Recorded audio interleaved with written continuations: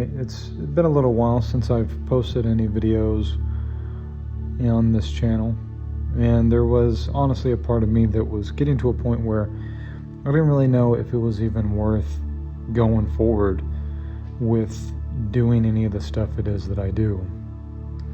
There's been a lot of doubt that has come up in my practice, a lot of questions surrounding why have I chosen this very difficult path of doing something creative when sometimes it seems like the stability isn't always there. You know, I've had this aim of doing my own thing and making it financially stable for quite some time, and I can feel things shifting in my life, and I can see the signs that are pulling me closer and closer to a totally different experience of reality, yet I still find myself doubting it. And so I wanted to talk about that because I feel like this is probably something that a lot of us can relate to. You know, we can really psych ourselves out whenever we start to pursue something creative. You know, sometimes it just seems like the whole world is against us. You know, you spend 40 hours on a drawing and then you post it on social media and it gets 5 views or something ridiculous like this.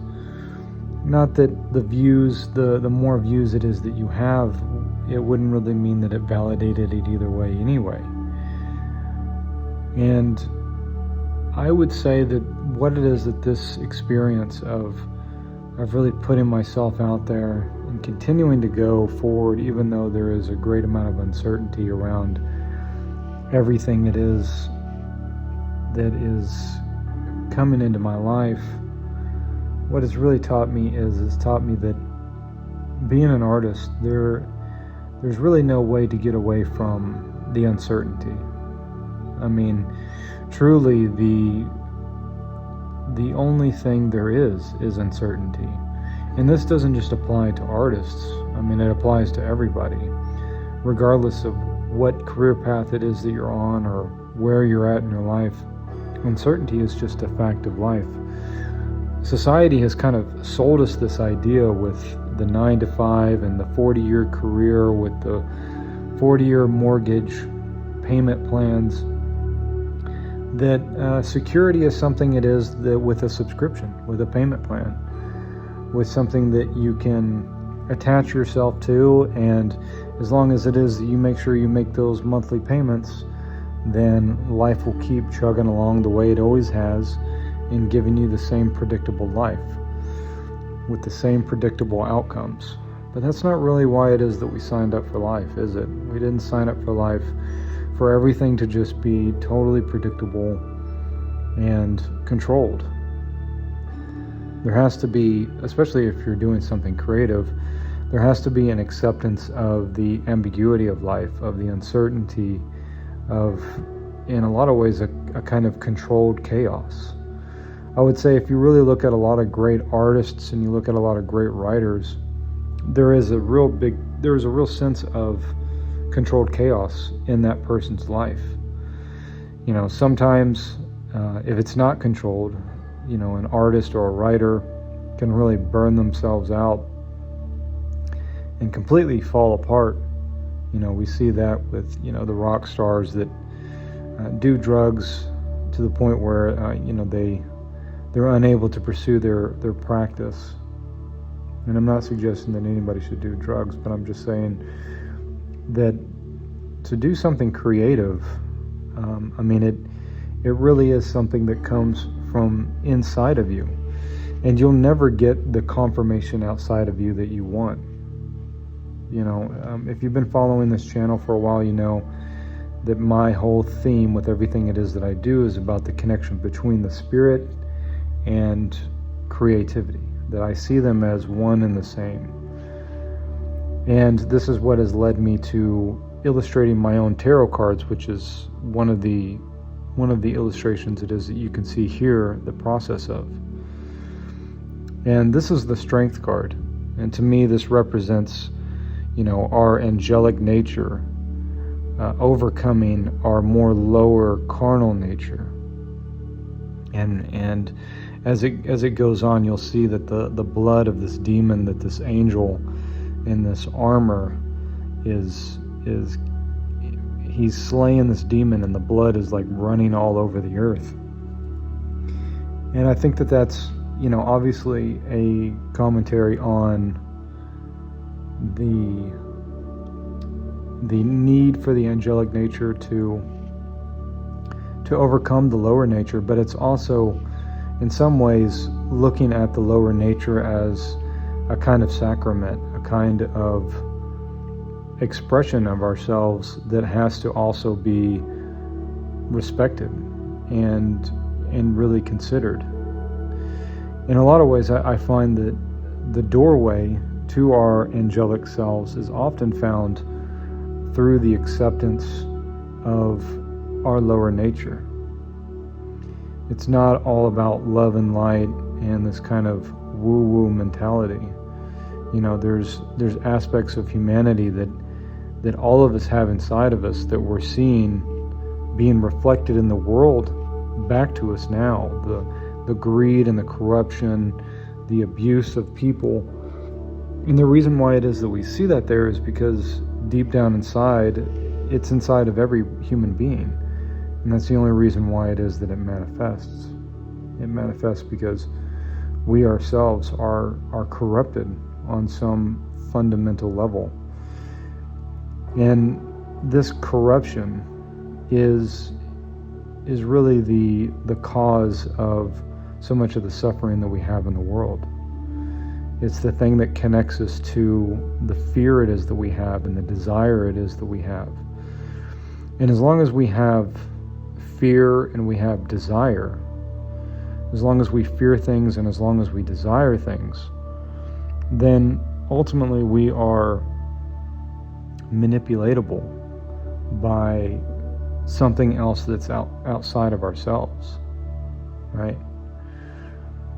And as long as we are manipulatable, as long as there is a thread of fear that's in us, or a thread of desire in this sense that if we could just get somewhere, if we could just arrive at that point of certainty, that place where everything just makes sense, as long as it is that we have this fear of uncertainty or this desire for a safety and a certainty in the future that doesn't really exist, then there will always be someone or something that is outside of us that will be playing to that fear, that will be playing to that desire, and it will offer a counterfeit alternative solution that at the time it will be like a band-aid that you can put on that wound, that pain it is that the uncertainty creates.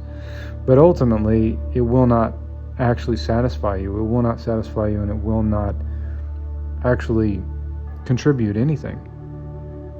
In fact, the only thing it is that really brings this fulfillment is your direct connection with the divine. That's the only thing it is that can. And that is not something that is brought to you by money. It's not brought to you by having the career, or having the relationship, or having the house, or even having experiences like traveling the world and things like that. It's sad to say it, but I've traveled quite extensively, and I've found that ultimately my experience of reality was always about what was going on inside of me. And a lot of times it's hard to admit it to myself, but I found that I have recreated the same situations over and over and over again, regardless of where it is that I was, because the internal change didn't happen. It took me losing everything. It took me losing the safety of money and the safety of the guarantee of money coming tomorrow, and the steadiness of life and the stability of life, to really come to this truth and to begin to actually really let go of the fear. Because ultimately this fear and this desire. It's like a carrot on a stick. It's like this whole world puts a carrot on a stick in front of us, right? And it tells us to chase after that carrot. And then behind us, they have this kind of switch. They have this stick, and that's the fear. And those are the two mechanisms it is that they use to pull us forward, to push us forward. They keep telling us, hey, you know what, that carrot, that thing it is that you want, that future that you're going to arrive at and nothing's going to change and everything's going to be just okay, and there's going to be no questions in your mind whatsoever about what life is, that's just around the corner. You can see it on the horizon. It's just over that hill. Just keep running. And if you're not running fast enough, then maybe my stick will kind of help you along. Maybe the fear of not being enough, the fear of being exiled from other people, from your community, the fear of a lack of validation, the fear of a lack of safety and security, maybe that will help you move a little bit faster. But the truth is that you never really arrive at that. As soon as you get to the hill, you notice that the carrot is it's always out of reach. And the stick is always right there beside you, just waiting for you to slow down so that it can give you a little smack again. So the truth of the matter is that while this is like an awful situation for human beings, we can clearly see that there's a lot of things going on it is that we don't prefer to experience in this reality. The truth of the matter is that what I have discovered, and this is a very painful realization, but it is very true, and it ultimately brings that sense of fulfillment and that sense of satisfaction that only understanding can bring, which is that there's nothing in this world that can actually touch me as long as it is that I am in direct alignment with God. In the Bible it says that we are called to be in the world but not of the world. Society trains us to be of the world. It tells you that there's things outside of you that you should fear, and there's things outside of you that you should desire, because those things, if you desire them, they can somehow provide some sort of completion. They can provide some sort of lasting satisfaction, yet they're all temporary. They're all going away. None of it ultimately will give you what it is that it promises. But instead it will trade a counterfeit for the truth of your own individual experience, which is always present and available to you at any given moment. Underneath the fear and underneath the nervousness and the anxiety of existence is a wellspring of presence, of pure being that is just there. And it's always there, it's always present. God is always present and available to you in your direct experience. And it has nothing to do with a religion, and it has nothing to do with beliefs. It's a lived experience. It's something it is that must be experienced. Otherwise, the mind will turn it into some counterfeit idea to control people through shame and guilt and all of these different mechanisms of control that everything in this reality uses to rob us of our experience of living a full and beautiful life. So I started illustrating the tarot cards after I had come across tarot references and Philip K. Dick short stories that I was illustrating as comics. And I started to realize how much of a deep connection it is that I had to the imagery of the tarot without even really realizing it. And so here you can see me finishing up this strength card. And so far I've done a few of these. And it's interesting because even when I didn't know what the tarot was, I was illustrating stuff that was tarot related. You know, I look back at a lot of my older art, my old pen and ink stuff, and it's all related to the tarot. So what I'm really getting at with this is that in the surrender of the creative process, which has to happen moment by moment and is often quite painful because there is a great deal of uncertainty when it comes to this surrender. There's no guarantee of it working out the way it is that you want it to. But through that surrender to the path of your own heart, you get something better than a paycheck, which is you get the divine connection to God. And it's within this divine connection that we find out that this is really our divine inheritance. It's a endless supply of all the answers and everything it is that you need. And when we're ignorant of this connection it is that we have, it's really impossible to understand it from an intellectual point of view, and what it is that it means, or what it is that it means to express and respect the sovereignty of your own soul. You know, these are things that have to be experienced directly. And for me, art has always been a catalyst for that. And so I want to invite anybody here who has taken the time to actually listen to this video, go ahead and drop me a comment and tell me what it is that you appreciate about your creative practice. What is it that makes you feel like you can continue to do what it is that you're doing, even though it's incredibly difficult to do? I'm really curious.